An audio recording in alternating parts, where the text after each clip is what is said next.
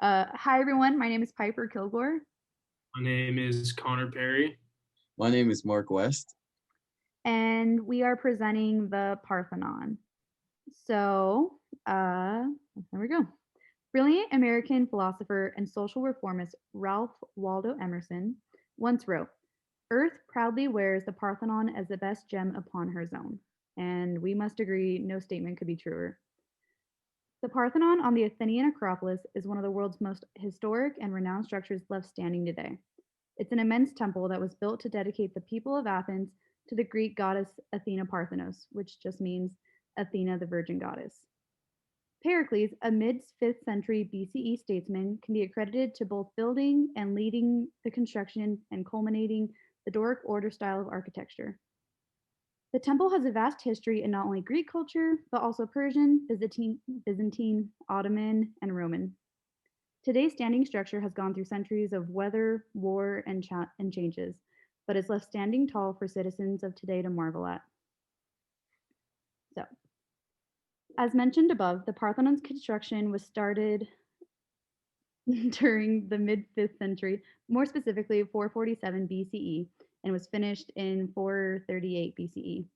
Although this doesn't really seem like a very long time for such a large structure to be built, the story behind the Parthenon is what lasted a lifetime.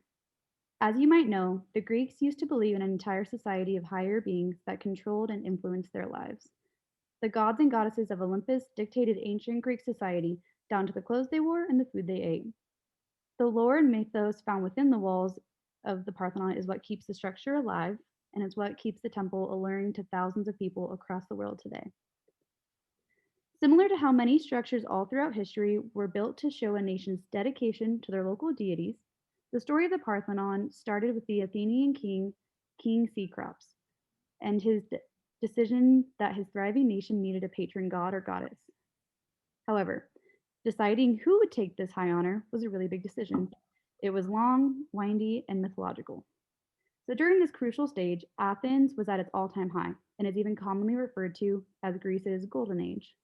The economy, culture, and architecture was developing and flourishing into a society that has influenced the modern way of life that we enjoy and live in today. This made it very understandable why it was highly sought after by the gods. It came down to a battle between the goddess of wisdom, Athena, and the goddess of the sea, Poseidon, as you can see in the lower part of the picture. Both deities wanted the honor of being patrons so badly, they almost became violent and started a war. So to avoid mass destruction of the beloved nation, Athena devised an alternative way to determine who would become the nation's partisan. So she came up with a little competition with the king as the judge. Both her and Poseidon were to give a gift to the citizens of Athens, and the better gift would win. According to legend, Poseidon, being the god of the sea, immediately struck his trident to the city ground and gifted the city with a large bubbling stream. However, the downside is that it was water, so it was basically unusable to the people of Athens. The virgin goddess, on the other hand, thought long and carefully about her gift, and she planted an olive tree in the middle of the city. Although it took time to thrive and grow, it did eventually win the hearts of the city's people, as it produced sustenance, fuel, and wood. After announcing Athena's victory, King Cecrops not only named the nation after her, but started thinking of ways of how to memorialize her. So, on the top of the highest point in their whole nation, and made out of their most precious metals, a 38-foot tall statue of the virgin goddess Athena was erected. In her pose, she can be seen holding the lesser god, Nike, who is the goddess of victory, in one hand, and then a shield and a spear in the other. The Parthenon itself was built for the great statue. It was built to protect it and to give Athena a sacred temple. And to the people of Athens, the Parthenon provided a place for prayer and for burning offerings. So although this isn't exactly a fact, it is heavily theorized that the goddess's temple was also used as a nation's treasury, which made it a prime spot for attack from foreigners. So now that the mythology stories come to an end, I would like to point out that one large mystery remains, and that's the mystery of the lost statue of Athena. The 38-foot statue memorial has vanished from the spot on the top of the Acropolis, and no one knows when it happened or where it went, but all we have left is the Parthenon itself to remind us of a culture that used to be. Okay, so now that you guys have a little bit of background, let me go into the actual construction process of the Parthenon. So the Greek statesman Pericles is credited with ordering the design and construction of the Parthenon, as you guys know, for a temple of Athena. However, there was a earlier structure known as the pre-Parthenon, which once existed on the site. So many historians believe that the older Parthenon was under construction in 4480 BC. However, the Persian Empire attacked Athens and destroyed the Acropolis.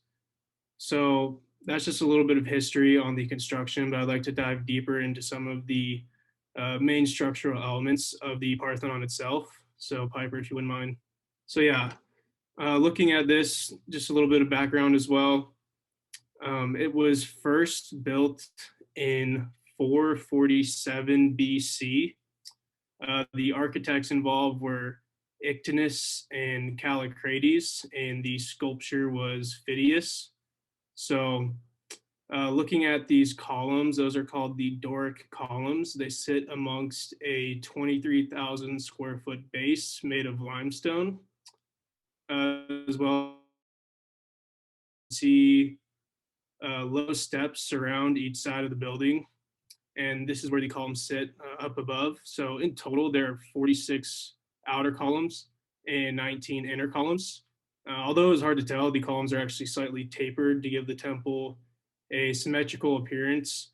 And the corner columns are larger in diameter than the others. So this is just to show um, the main aspects of Greek architecture because they use no straight lines and no right angles. So next, I'd like to touch on the metopes.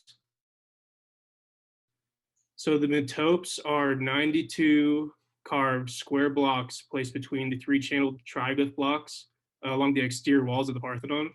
So a good example of this, so if you don't mind going up two more pictures, Piper. So one more. Up here, this is the north end metope, and the north end metope is set to portray the Trojan War. So next, I'd like to touch on the Parthenon frieze.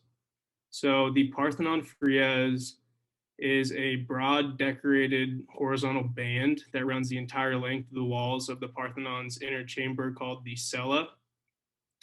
The frieze was carved using the bas relief technique, which means the sculpted figures protrude slightly from the background. So historians believe that the frieze depicted either a panetheic procession to Acropolis or the sacrifice of Pandora to Athena. So moving on, let's talk about a little bit more into the history of the Athena sculpture. So it stood at around 39 feet tall. It was carved of wood and covered in ivory and gold. And the only reason that historians know what the statue looked like is because some of the surviving Roman reproductions. So the Athena statue depicted a fully armed woman wearing a goatskin shield known as Aegis. She held a 6 foot tall statue of the Greek goddess Nike in her right hand and a shield in her left hand that illustrated various battle scenes. Two griffins and a sphinx stood on her helmet, and a large snake behind her shield. So now that you got a little bit about the construction process, I'm going to pass you guys off to Mark to relate it to modern day. Hello, so I'm going to talk about how it has influenced modern buildings. So to begin, government buildings and state capitals all over the country, including the one right here in Boise, Idaho, have been influenced by the Parthenon's awe-inspiring designs. The massive columns used on the Parthenon can be seen in many great buildings such as the Lincoln Memorial and the nation's capital. The Parthenon's true beauty comes from its aesthetic appeals, which seem to have been perfected considering how many times it has been replicated over. One of the best examples of the the Parthenon's influence in Western society is the United States Supreme Court building. Given that the inspiration for the United States Supreme Court building was a classic Roman temple with its large columns, grand entrance, and open central chamber, its outside image looks almost like a mirror replica of the Parthenon when compared side by side. Both the Parthenon and the United States Supreme Courthouse have 8 large columns when looking at the front view, and long rectangular entrances that lead into a main central chamber. There is also a full-scale replica of the Parthenon that was built in Centennial Park in Nashville, Tennessee. This was built in 1897, originally by William Crawford Smith, a Confederate War veteran.